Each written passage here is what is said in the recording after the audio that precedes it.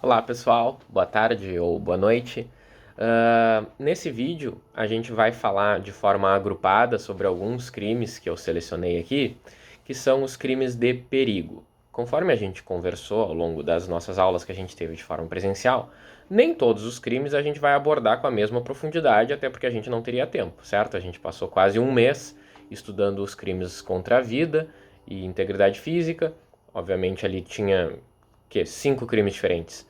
Se a gente fizer isso para todos os crimes do Código Penal, a gente vai levar uns 2 ou 3 anos para ver toda a matéria. Então, alguns crimes a gente vai ver de forma agrupada, apenas as principais características que vocês têm que saber nesse momento. Os crimes de perigo, então, a gente vai agrupar. Beleza. Como eles estão dispostos na legislação? Se vocês pegarem o Código Penal, os crimes de perigo vocês vão encontrar do artigo 130 ao artigo 136 e depois lá no artigo 250 do Código Penal, certo? Do 130 ao 136, aí pula, chega lá no 250. Por que eles estão separados? Primeira coisa, é uma das características que vocês precisam saber diferenciar. Os crimes de perigo, eles podem ser crimes de perigo individual ou de perigo comum. Os crimes de perigo individual são os que estão do artigo 130 ao 136 e os de perigo comum são os que estão do artigo 250 em diante. O que significa crime de perigo individual ou perigo comum? O crime de perigo individual é aquele que eu consigo identificar quem é a vítima do crime, quem é o sujeito passivo, ou seja, a pessoa que está sendo exposta a perigo. É identificável, precisa ser identificada para que haja consumação do crime de perigo individual. Já no crime de perigo comum, não há uma pessoa específica identificada como sujeito passivo do crime. O sujeito passivo é a sociedade, a coletividade, um determinado grupo de pessoas impossível de ser especificado. É um crime de perigo, então, que coloca um grupo de pessoas a risco, independente do número e de que pessoas exatamente são. Certo? Então, perigo individual é uma pessoa específica, perigo coletivo ou comum é uma coletividade, sociedade.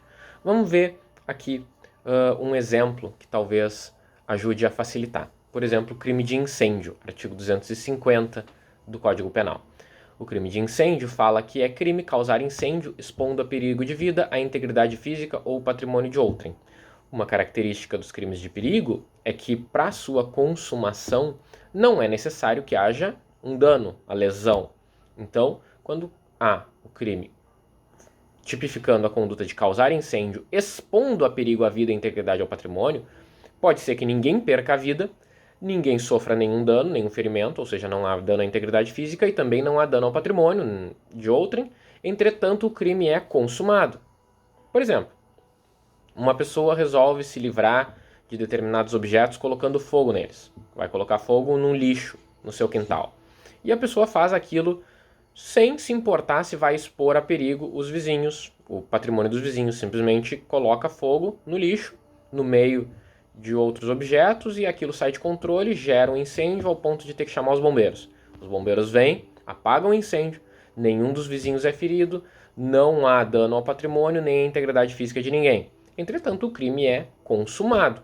Se esse incêndio foi feito de forma dolosa, aplica-se o caput. Se for culposo, aplica o parágrafo 2º, que diz que se culposo, incêndio, a pena é detenção, 6 meses a 2 anos. Certo? Não há lesão. Ninguém precisa perder a vida, a integridade física ou o patrimônio para que o crime seja consumado. Não é tentativa de incêndio. É simplesmente incêndio consumado porque foi exposto a perigo em função daquele incêndio que aquela pessoa causou. E não importa se foi 1, 2, 3 vizinhos, quando se tinha gente passando na rua, porque o crime é de perigo comum. Não precisa identificar exatamente quem é que sofreu o perigo. Tranquilo? Certo? Então, essa é a diferença entre perigo comum e perigo individual. Perigo individual, como eu falei para vocês, tem que ter uma pessoa específica, identificada. Por exemplo, crime do 134, abandono de recém-nascido. Expor ou abandonar recém-nascido para ocultar desonra própria. O que esse crime está tipificando? É a conduta da pessoa que quer abandonar o recém-nascido, mas que não quer que ele morra. Não quer que ele sofra um dano na sua integridade. Por exemplo, a mãe que abandona o filho para que uma outra pessoa cuide, crie, deixa na porta da pessoa e vai embora. Ela não quer que o filho sofra nada de mal, ela só não quer criar o filho. Então ela abandona o filho, expõe o recém-nascido a perigo, ele não sofre nada, mas ela não tinha intenção de matar, porque se ela tivesse intenção de matar, o crime seria de homicídio por omissão, conforme diz lá o artigo 13, parágrafo 2º, que a gente viu quando a gente falou do homicídio, certo? Se a intenção era causar lesão, seria o crime de lesão corporal também por omissão, o que é sempre possível, lembram? Apesar dos crimes de homicídio e de lesão serem crimes comissivos, eles podem ser praticados por uma omissão penalmente relevante, que são aquelas do artigo 13, parágrafo 2º. Então, se a mãe abandona o filho com a intenção de que ele morra, abandona num lugar vazio, distante, que ninguém vai encontrar, é evidente que a intenção dela é que ele morra. Agora, se ela abandona num lugar esperando que outras pessoas peguem e cuidem, ela na verdade não está cometendo um homicídio, ela não quer que o filho morra. Ela quer apenas abandoná-lo. E aí ela expõe ele a perigo. E nesse momento cometeria, por exemplo, o crime do 134, que é exposição ao abandono de recém-nascido, ou se não for recém-nascido, o do 133, que é abandono de incapaz. Certo? Então, nesses dois crimes, abandono de incapaz e abandono de recém-nascido, vocês conseguem perceber, né? Tem uma pessoa individual sendo exposta a perigo. Não é uma coletividade que está sendo exposta, tem um indivíduo. Portanto, um crime de perigo individual se diferencia do crime de perigo coletivo. Apesar desses crimes de perigo, como eu falei para vocês, não serem tão cobrados assim, um deles especificamente acabou se tornando mais popular nas últimas semanas em função da questão do coronavírus, que é o crime de perigo individual do artigo 131, que diz: perigo de contágio de moléstia grave. Praticar com o fim de transmitir a outrem moléstia grave de que está contaminado, ato capaz de produzir o contágio.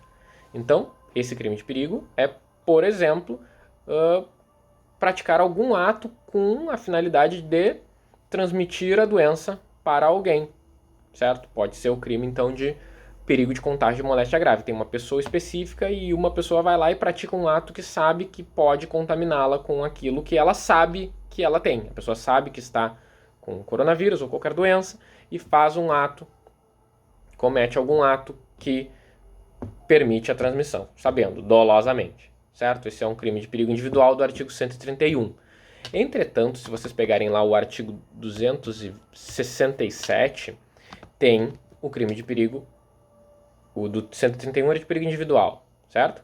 Tem uma pessoa específica que é o objeto da ação.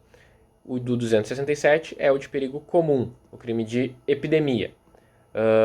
E o que diz? Causar epidemia mediante a propagação de germes patogênicos. E a pena aqui é bem maior. A pena de reclusão de 10 a 15 anos. Chega a ser maior do que a pena, por exemplo, do homicídio simples, que a gente viu no começo do semestre, certo? A pena aqui, então, de 10 a 15 anos para a pessoa que causa uma epidemia. O perigo é coletivo, ela não está expondo uma pessoa específica, está expondo a sociedade ao perigo ao propagar germes patogênicos, certo? Então, perigo comum e perigo individual. Que mais que a gente pode falar sobre isso?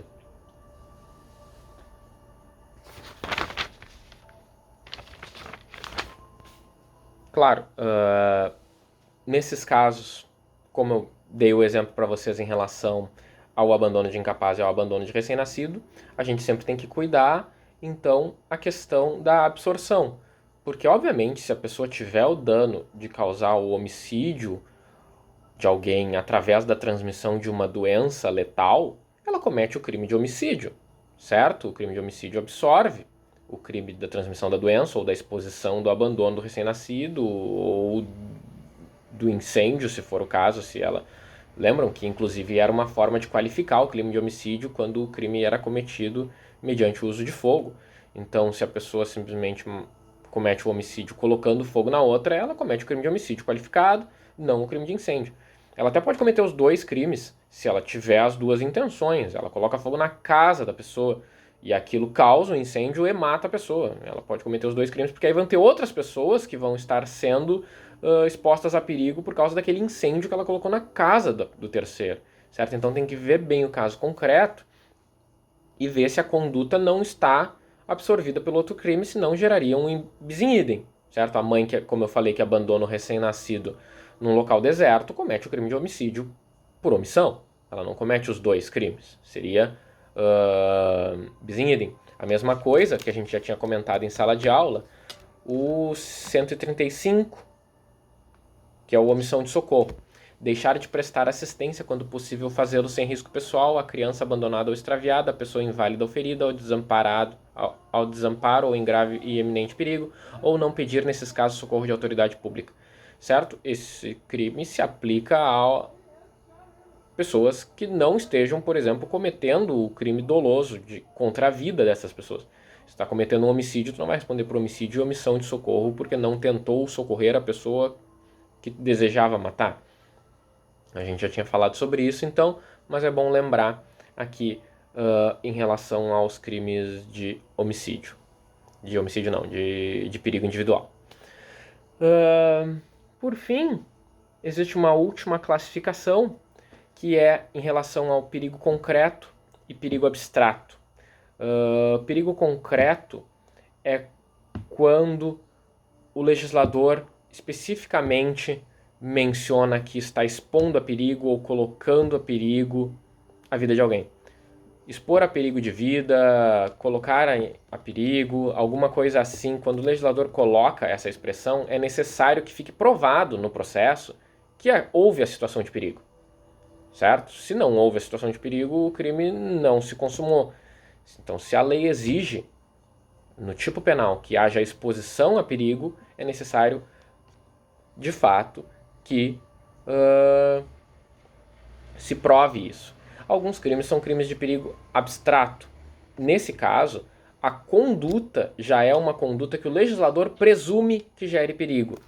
E aí deixa eu abrir aqui para vocês o Código de Trânsito.